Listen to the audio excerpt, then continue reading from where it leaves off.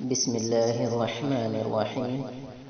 حضرت ابو ہریرہ رضی اللہ تعالیٰ عنہ بیان کرتے ہیں، رسول اللہ صلی اللہ علیہ وآلہ وسلم نے فرمایا، جنت میں داخل ہونے سے پہلے ہر شخص کو اس کا جہنم کا ٹھکانہ بھی دکھایا جائے گا۔ اگر اس نے نافرمانی کی ہوتی تو اس کا ٹھکانہ وہ ہوتا تاکہ وہ مزید شکر کرے، اور اسی طرح جہنم میں داخل ہونے والے ہر شخص کو اس کا جنت کا ٹھکانہ بھی دکھایا جائے گا۔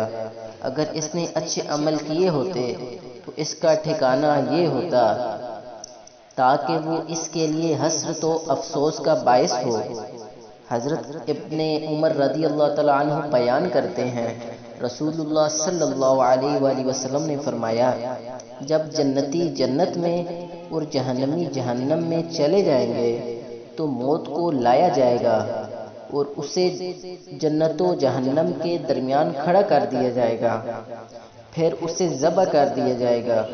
پھر ایک اعلان کرنے والا اعلان کرے گا، اے جنت والوں، اب موت نام کی کوئی چیز نہیں، اے جہنم والوں، اب موت کوئی نہیں۔ جنتیوں کی فرحت میں جبکہ جہنمیوں کے حزن و ملال میں اضافہ ہوگا۔